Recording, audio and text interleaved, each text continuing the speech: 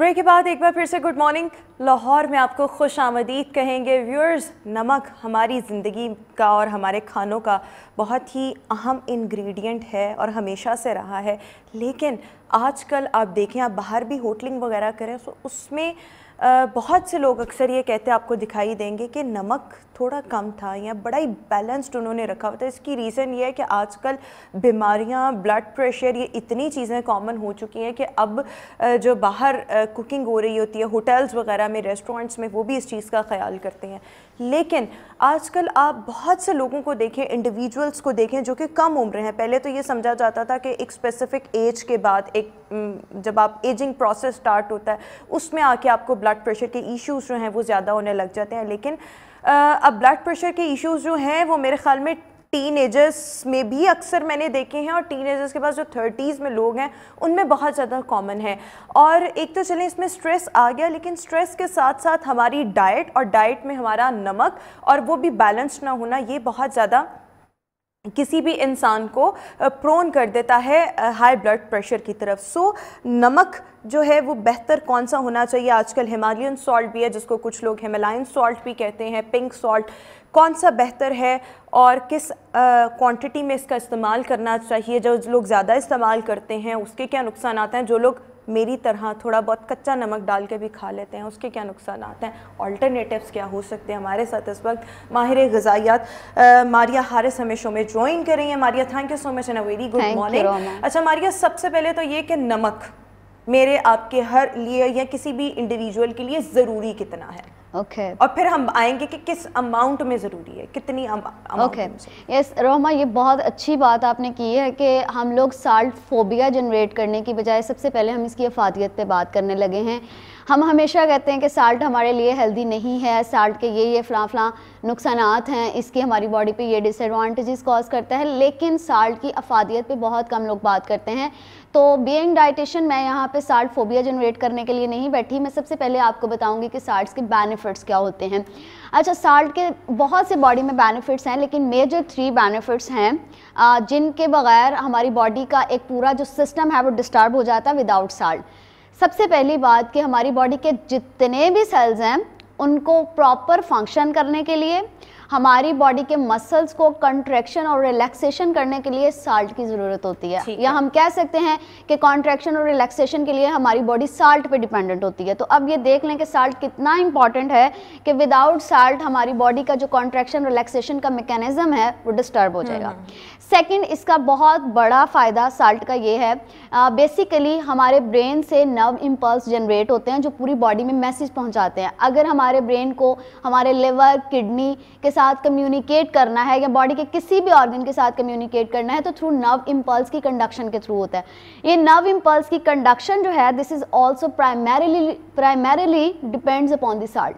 तो देख लें कि साल्ट कितना इंपॉर्टेंट है। नंबर 3, मेजर साल्ट का बेनिफिट हमारी बॉडी में ये है कि साल्ट हमारी बॉडी में मिनरल और वाटर के कंटेंट को बैलेंस करता है। अब देखें कि अगर हम साल्ट को बिल्कुल अपनी डाइट से एक्सक्लूड कर देंगे तो ये जो मिनरल का कंटेंट है ये हमें नहीं मिलेगा, डिस्टर्ब हो जाएगा। जो एक प्रॉपर बैलेंस है हमारी बॉडी में मिनरल और वाटर का, वो डिस्टर्ब हो जाएगा। तो ये साल्ट के कुछ मेजर बेनिफिट्स हैं। होता भी है कि किसी में सॉल्ट ना लेने की वजह से कोई ना कोई डिस्टर्बेंसेस आ जाए। मैंने तो ऐसे बहुत से लोग देखे हैं जिनको नमक खाने से नुकसान होता है, जो नमक नहीं खा रहे होते उनको कोई नुकसान नहीं होता। समटाइम हमें रियलाइज नहीं होती ये चीज़। अगर आपने एक वीक अपनी डाइट कुछ ऐसी कर लिया जिसमें साल्ट का कंटेंट ऑलमोस्ट ना होने के बराबर है, ऑफ कोर्स पाकिस्तान में ऐसा बहुत कम होता है, स्टिल उसकी वजह से हमारी बॉडी के कंट्रैक्शन और रिलैक्सेशन, कभी यहाँ पेन कभी वहाँ पेन, हमारी ब्रेन जो है वो प्रॉपर मैसेज नहीं डिलीवर कर पाता, हमारी बॉडी में वाटर और न्यूट्रिएंट का कंटेंट जो बैलेंस रखना होता है वो नहीं होता। तो ये साल्ट के लैकिंग से होता है अगर हमारी डाइट में बिल्कुल साल्ट ना हो। अब हम बात करते हैं कि कुछ लोग ओवर ईटिंग कर लेते हैं, कुछ लोग नहीं, मोस्टली ओवर कंजप्शन कर लेते हैं साल्ट की, और उसके बहुत से डिसएडवांटेज हैं। जब भी आप साल्ट की बात सुनेंगी ना रोमा, तो आप उसको कनेक्ट कर देंगे विद हाई ब्लड प्रेशर। अब हम देखेंगे कि साल्ट ज्यादा इसकी ओवर कंजप्शन से किस तरह से हमें हाई ब्लड प्रेशर होता है। वैसे से। Yes, there are water retention होती है ना बॉडी में। वाटर रिटेंशन, मैं वही बात करने जा रही हूँ। मैं इसको साल्ट के हाई ब्लड प्रेशर के साथ कनेक्ट करके आपको बताऊंगी कि किस तरह से ये हाई ब्लड प्रेशर कॉज करता है। अच्छा, जब हम साल्ट लेते हैं, this is very important for our health. हम लोग समझ रहे हैं कि ये वाटर और मिनरल को बैलेंस कर देगा, लेकिन जब आप ओवर कंजप्शन करते हैं तो साल्ट आपको थर्स्ट जनरेट होती है। थर्स्ट जनरेट होने से वाटर की रिटेंशन होती है। जब वाटर की रिटेंशन होती है तो साल्ट जो होता है वो वाटर को होल्ड करता है। रिटेंशन मीन होल्ड करता है हमारी बॉडी में। उसकी वजह से ब्लड का प्रेशर बहुत हाई हो जाता है। ठीक है। ब्लड का जब प्रेशर हाई हो जाता है, ब्लड कंटेंट नहीं मैं कह रही, कुछ लोग गलत इसको समझ लेते हैं कि ब्लड का लेवल हाई हो जाता है। नो, ब्लड का प्रेशर हाई हो जाता है, फ्लो हाई हो जाता है। ऑफ कोर्स ये हमारी बारीक सी arteries, veins, capillaries, blood vessels हैं जिनमें से ब्लड ने गुजर के हमारे हार्ट पे और पूरी बॉडी में डिलीवर होना होता है। अब जब ब्लड का प्रेशर बहुत हाई होता है रोमा, वो क्या करता है कि हमारी जो ब्लड वेसल्स हैं उनको डैमेज कर देता है। इस तरह से हाई जब उसका फ्लो होगा, हमारी ब्लड वेसल्स डैमेज हो जाएंगी, तो नेचुरली हमारी बॉडी का इतना अच्छा हीलिंग प्रोसेस है कि ब्लड वेसल जहाँ से डैमेज होगी वहाँ पे सेल्स की ग्रोथ होने लग जाती है। साइंटिफिकली हम इसको कहते हैं कि क्लॉट फॉर्मेशन होने लग जाती है। अब वो क्लॉट फॉर्मेशन जहाँ पे डैमेजिंग हुई है ब्लड वेसल की, वहाँ जब क्लॉट फॉर्मेशन होती है तो आहिस्ता आहिस्ता नैरोइंग होने लग जाती है हमारी आर्टरीज की, हमारी ब्लड वेसल्स की। आर्टरीज की, वेन्स की, कैपिलरीज की जब नैरोइंग हो जाती है तो देखिए प्रेशर तो बहुत हाई है, लेकिन वो क्लॉट की वजह से वो हमारे मेजर जो ऑर्गन है हार्ट, उसको ब्लड नहीं मिल रहा।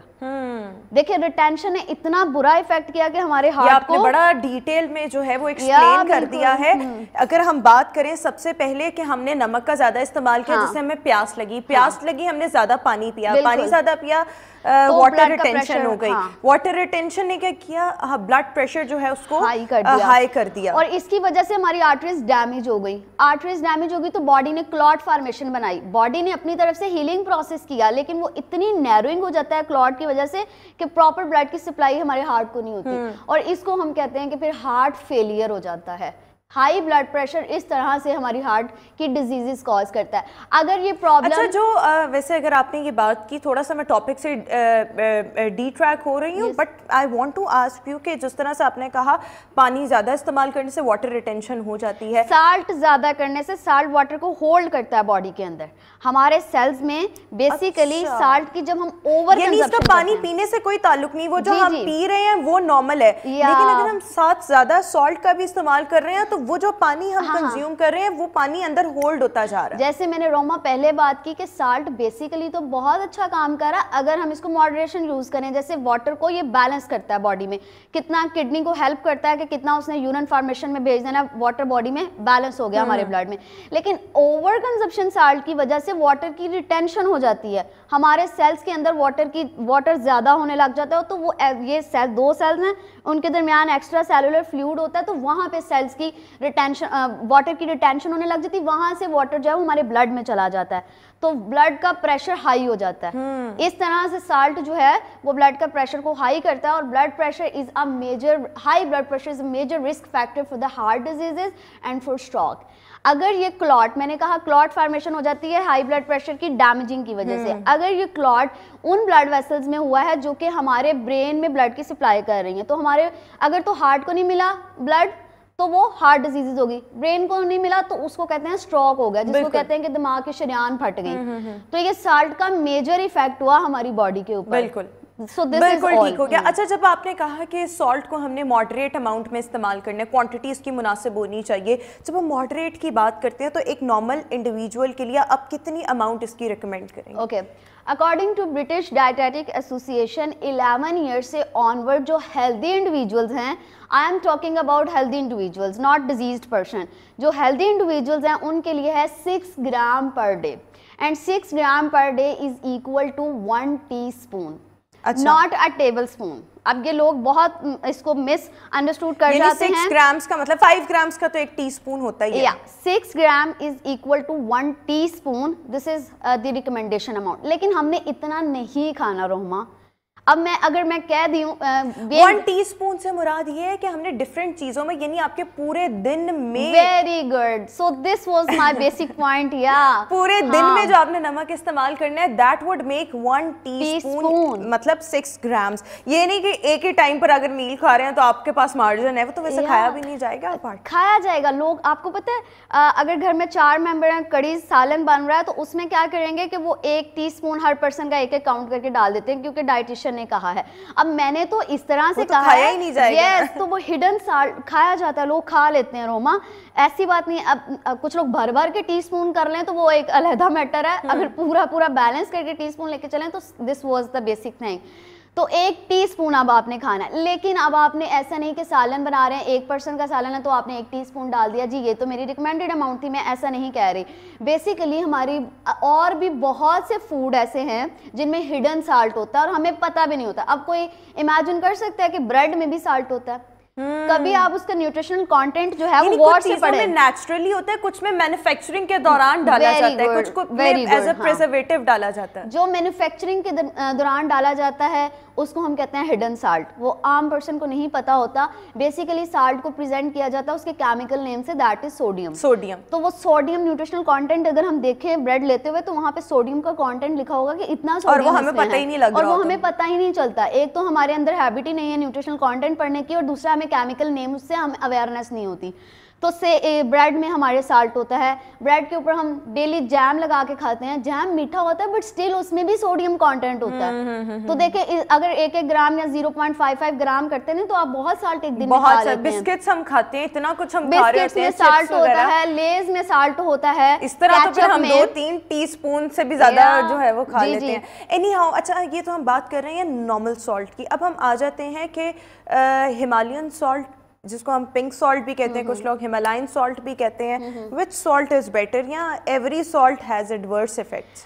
रोमा, ये एक बहुत ही ना क्वेश्चन है जिसको डाइटिशियन भी अक्सर प्रिटेंड करते हैं बड़े अजीब वे में। क्यों वो ऐसा क्यों करते हैं? I will tell that of course.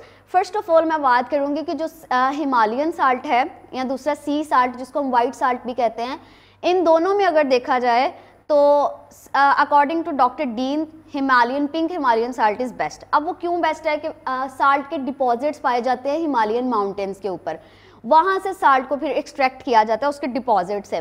और वो जो साल्ट को एक्सट्रैक्ट करने का तरीका है ना, वो थ्रू हैंड करते हैं, मतलब हैंड मेकिंग टेक्निक्स से करते हैं। तो उसको हम कहते हैं कि एक नेचुरल तरीके से वो साल्ट को एक्सट्रैक्ट कर रहे हैं साल्ट डिपॉजिट से। तो जब भी किसी चीज़ को हैंड टेक्निक्स इस्तेमाल करके एक्सट्रैक्ट किया जाता है तो उसमें जो उसके नेचुरल न्यूट्रिएंट्स होते हैं वो प्रिजर्व रह जाते हैं। तो हम कहते हैं कि जो पिंक हिमालयन साल्ट है वो चूँकि हैंड प्रोसेस से होता है, नेचुरल प्रोसेस से उसकी मैन्युफैक्चरिंग एक्सट्रैक्शन होती है, तो उसमें तमाम उसके मिनरल कंटेंट प्रिजर्व रह गए, कोई भी लॉस्ट नहीं हुआ। बेसिकली कंसीडर किया जाता है कि 84 एलिमेंट्स हैं जो पिंक हिमालयन साल्ट में हैं, जो कि उसके अंदर प्रिजर्व हैं, वो लॉस्ट नहीं हुए ड्यूरिंग मैन्युफैक्चरिंग प्रोसेस, क्योंकि वो एक नेचुरल तरीका था साल्ट को एक्सट्रैक्ट करने का। दूसरी तरफ अगर बात करूं मैं सी साल्ट की, जो कि हमारा वाइट साल्ट है, इसको सी वाटर को इवेपोरेशन करने से उसको हम एक्सट्रैक्ट करते हैं।